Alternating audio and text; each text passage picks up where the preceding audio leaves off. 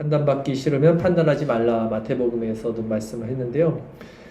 바울이 그렇게 얘기합니다. 또 너희에게나 다른 사람에게나 판단받는 것이 내게는 매우 작은 일이다. 그러니까 이게 어떻게 이해가 될까요? 그러니까 사람들의 판단에 신경 쓰지 않는다.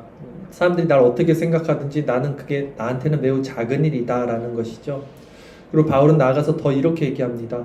나도 나를 판단하지 아니한다. 나도 나를 판단하지 아니한다. 스스로는 바울은 자족하는 법을 배운 사람이잖아요. 하나님 안에 있는 사람. 그러니까 자기 자신을 볼 때 자책할 아무것도 자기는 깨닫지 못하나. 근데 그게 자기 의는 아니라는 거죠. 이로 말미암아 의롭다 함을 얻지 못하노라. 다만 나를 심판하실 이는 주시니라. 그러니까 하나님의 주권을 또 믿고 있습니다.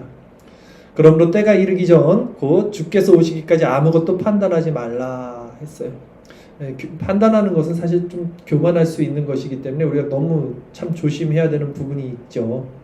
특히 바울 같은 사람은 정말 많은 걸 깨달은 사람이 있잖아요.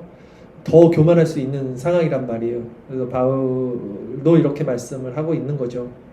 그가 어둠에 감춘 것들을 드러내고 마음의 뜻을 나타내시리니 이제 주님이 오시는 날 이렇게 된다는 거죠. 그때 각 사람에게 하나님으로부터 칭찬이 있으리라. 그러니까 판단하지 않는 자들에게 하나님의 칭찬이 있을 것이다. 이렇게 이해도 좋을 것 같습니다.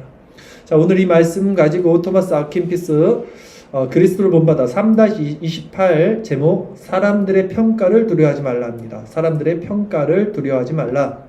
프린트 제가 읽겠습니다. 남에게 존경받으려고 애쓰지 마십시오. 우리의 내적 평안은 남들이 우리에게 무엇라 하느냐에 달려있지 않고 우리 마음 안에 살아계신 하나님의 말함에 달려 있습니다. 자, 여러분 어떠십니까? 그러니까 사람들은 남의 판단, 평가에 조금 신경을 쓰는 것 같아요. 뭐 사람마다 기질이 성향이 있어서 다를 수는 있지만 보통은 남의 이렇게 판단의 기준 마음이 쓰이죠. 인간이니까. 근데 물론 저도 그런 것 같아요. 좋은 얘기하면 좋은 것 같고 싫은 얘기하면 위축되고 그렇죠. 근데 이럴 때가 있어요. 저는 제 안에 하나님께서 주시는 어떤 그 마음이 확실하게 새겨질 때가 있잖아요. 우리가 하나님의 성령께서 우리 마음에 확실하게 새겨주는 그런 때가 있잖아요. 그런 마음가짐. 그걸 제가 확실히 받으면 이제 그 상태에서 누가 저에게 무슨 말을 하더라도 그 전혀 동요되거나 위축되지 않는 거예요. 이미 제 안에 그런 어떤 하나님의 말씀이 확실하게 있기 때문에 그럴 때는 동요되지 않더라고요. 오히려 제 마음이 하나님과 떨어져 있을 때는 위축이 될 수 있지만 우리 마음에 그러니까 남의 판단에 우리가 이렇게 애쓰지 말라 이렇게 말하고 있는 것이죠. 결국 하나님이 우리 안에 계시는 것이 가장 우리 마음을 지킬 수 있는 확실한 근거가 되는 것입니다. 읽겠습니다. 자, 1번 주님 내 아들아 사람들이 너를 나쁘게 생각하고 또 듣기 싫은 말을 하더라도 괴로워하지 말라. 이렇게 생각하라. 나보다 더 나쁜 이도 더 악한 사람도 없다. 우리 이거 알죠? 맞아요. 진짜 그래요. 사실은 그렇잖아요. 예. 나한테 나쁘게 말하는 사람이 있다 하더라도 사실 그 사람이 날 모르는 거예요. 진짜 내 속을 알면 다행인 거죠. 그것만 들킨 게. 예, 더 나쁜 놈이지. 우리는 사실 더 악한 사람이죠. 그 얘기입니다. 만일 네가 영적인 삶을 산다면 너에 대해 떼도는 말에 마음을 쓰지 않을 것이다. 아까 제가 서두에 말씀드린 게 딱 이 지점이거든요. 내 안에 정말 성령이 딱 계시면 동요되지 않아요. 다른 사람들의 말에. 예, 흔들리지 않아요. 자, 악이 지배하는 동안에는 그저 침묵 속에서 마음을 내게로 향하게 하며 또한 사람들의 심판에 괴로워하지 않는 것이 큰 지혜다 했어요. 그러니까 주변에서 나를 막 공격할 때가 있어요. 어떨 때는 우리가 모함당할 때도 있을 거고요. 어떤 그렇게 오해나 어떤 사탄의 공격도 있을 겁니다. 그럴 때 어떻게 하냐면 그냥 침묵 속에서 마음을 지키는 거예요. 침묵 속에서 대항할 필요가 없습니다.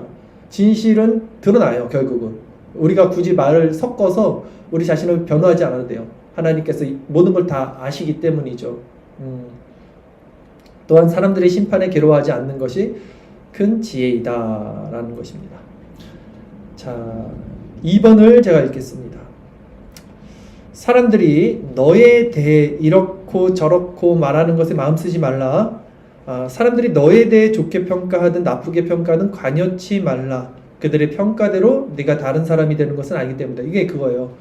마음에 하나님이 계시면 좋은 말도 사실은 그 사람이 나한테 좋은 말 한다고 내가 좋은 사람 되는 것도 아니고 그 사람이 나에게 나쁜 소리 한다고 내가 나쁜 사람 되는 게 아니잖아요.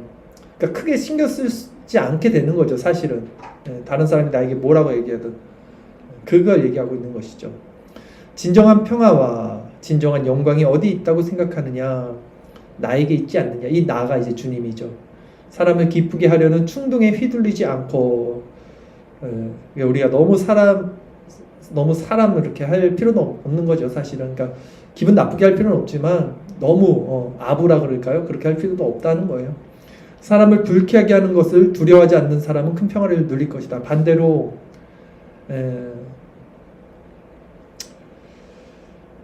마음이 불안해지고 감정이 흔들리는 것은 통제되지 않는 사랑과 두려움에서 오는 것이다 했어요. 마음이 불안해지는 것, 감정이 흔들리는 것은요, 통제되지 않는 사랑과 두려움에서 오는 것이다.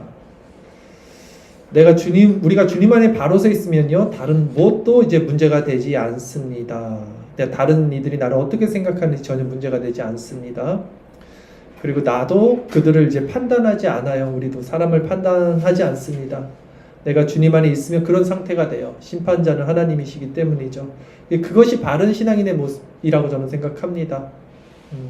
이런 마음을 놓고 우리 이 밤에도 하나님께 나갈 때 사람의 평가를 두려워하지 않고 우리 자신도 스스로 판단하지 않고 다른 이들도 우리가 함부로 판단하지 않고 이제 하나님 앞에 살아가는 저와 여러분의 모습이 되기를 바랍니다.